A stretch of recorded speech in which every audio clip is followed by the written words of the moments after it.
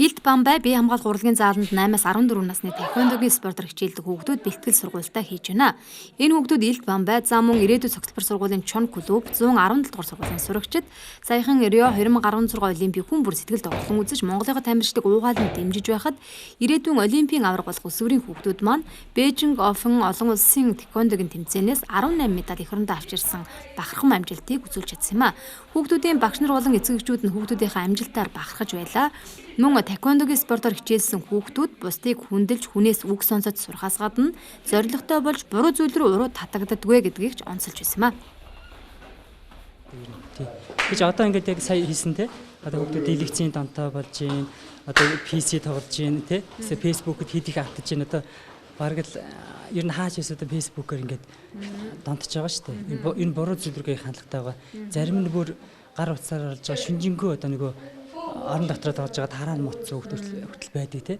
За гэтэл одоо манай энэ хүүхдүүд бол ерөөсөө урдаа зоригтой учраас хүүхдүүд чөлөөт цагаа зөв болсон өнгөрч ин зоригтой учраас хүүхдүүд буруу зүйл рүү биш зөв зүйл рүү ингэж хандаж ингэж одоо хүмүүжиж байгаа тийм спортоор ингэж хүмүүжиж байгаа.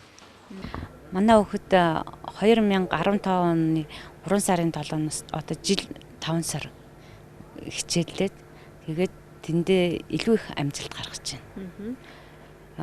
Өөрийнх нь бол юу энэ хичээл сургуультай яваа тэрнийхээ зэрэгцээ энэ юуна спортоор хичээллээд тэгэхээр зэрэг хүүхдийн зөв төлөвшил айгуу сайн явагдаж байгаа. За манай хүүхдүүд одоо яг энэ спортоор 2 жил болж байна хичээллээд.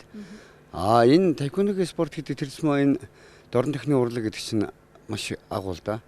Яагаад гэвэл энэ спортыг хүүхдүүд өөрөө сонирх нь бусдыг хүндэлж сурна. Тэр хүндэлсэн яг тэр шугамаараа нөгөө багш нараа эцэг эхчүүдээ өөрөөсөө ахлах зэрэг цустай хүнийг айгүй хүндэлж сурдаг. Юмд их төвчээртэй болж чаддаг. Айгүй уул суурьтай болдог хүүхэд. Таеквондогоор хичээлээд амжилт үзүүлээд хүмүүсээс сайн байна гэдэг үгийг ялангуяа дундаа багшаасаа сайн байна гэдэг үгийг сонсоход бас гоё сайхан мэдрэмж төрдөг. Тэгээд бас олон улсын тэмцээнд ингээ Монголын төвийг ингээ 1-р байрны тавсанд гаргахад тийм гоё мэдрэмж төрдөг. Таеквондогоор хичээлээд 1 жил 5 сар болж байна. Тэгээд таеквондогоор хичээлэхийн давуу тал одоо гоё юм гэх юм бол эмэгтэй хүмүүс өөрийгөө хамгаалаад сурчна. Бие бэлдээр өвтгөж хөгждөг. Тэгээд уян хатлан болдог. Эрүүл чирэг, өвчин нэг тосдгоо. Тэгээд тийм сонголт Монгол сайтай болдог. Таеквондогийн спортыг олон хүмүүс сайн ойлгодог биз одооны төрөл гэж андуурдаг. Харин энэ бол спортын нэгэн гайхалтай төрлөө гэдгийг хүүхдүүд хэлж байна. Бас олон улсын чанартай маш их тэмцээн уралдаанд бид амжилт үзүүлж эх орныхоо нэрийг гаргадаг. Харамсалтай нь таеквондогийн спортыг олимпийн бус төрөл гэж үздэг учраас улсаас ямар ч дэмжлэг байдгүй маа. Бидний хувьд бусад тамирчдын л адил хөл сүрчээ гаргаж энэ спортод зүрх сэтгэлээ зориулдаг гэдгийг уламжилж байлаа. Олимпийн болон олимпийн бус төрөлийг ингээ ангилждаг. Яг үндэл адилхан яг хөлсөө урсгаад энэ чинь Монгол орныхон одоо төрийн талбайг ингээд мандуулаад явж байгаа. Тэгэхээр ингэж ялгартай хандмааргүй байна. Олимпийн бус төрлүүд маш сайн дэмжих хэрэгтэй. Тэгээд энэ олимпийн бус одоо энэ төрлүүд одоо таеквондогийн төрлөл гэж чинь одоо хамгийн гол нэг хүүхдүүдийг их хүмүүжүүлдэг.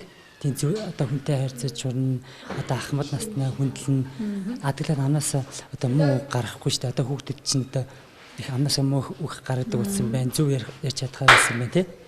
Ийм болсон байна. Тэгээд хүн болох багасаа гэж ярьдаг. Одоо хүүхдүүд одоо Монгол орныхоо ирээдүйн улсын хүүхдүүдийг хүмүүжүүлэх гэх юм бол энэ сайхан спортоор одоо хичээлүүлээч гэж уриалмаар байна. Энийг болохоор би одоо өөрөө болохоор зэрэг яг хувьяасаа л зөвхөн мөнгө гаргаж байгаа юм чинь. Тэгээд бусад энэ юуны нөгөө хорооны халамж үйлчилгээ эсвэл дүүргийн тэр нөгөө нийгмийн халамж үйлчилгээ хариуцсан тийм хүмүүс нэг ийм хүүхдүүд их амжилт гаргаж ирж байгаа. Олимп болон төвдлөгийн хүүхдүүд их амжилт гаргаж ирж байгаа. Тэднийг ямар нэгэн байдлаар дэмжиж байгаасаа гэж хүсдэг шүү дээ. Ер нь төрөөс яг энэ бодлого нь болохоор яг зөвхөн нэг олимпийн спорт гэдгээрээ манай хүүхдүүд маань болохоор олимпийн бус төрөл. Ийм болохоор санхүүгийн хувьд бол ерөөсөө л эцэг их багш нар тэгэл одоо ах トゥ хамаатан садан ийм хүмүүсээс л одоо нэг дэмжлэг тусалцаа авч бид нар чинь явж байгаа.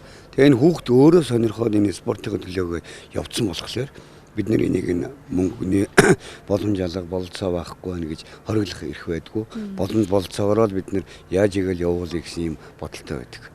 Энэ хүүхдүүдийн хувьд зөвхөн энэ жилийн гэхэд Оросын холбооны улсад зохион байгуулагдсан байгальд сумын аваргаас 4 алт 3 мөнгө, Казахстан улсад зохион байгуулагдсан тэмцээнээс бас л олон медальтай ирсэн. Хамгийн сүүлд зохион байгуулагдсан Бээжин Офен олон улсын таеквондогийн тэмцээнээс 10 алт 1 мөнгө 7 хүрэл медалийг эх орондоо авчирч чадсан юм а. Хүүхдүүдийнхээ хүсэл мөрөөдөл хичээл зүтгэлийг дэмжиж бүх зардлыг багш нар эцэгчүүд нь шийддэм байна.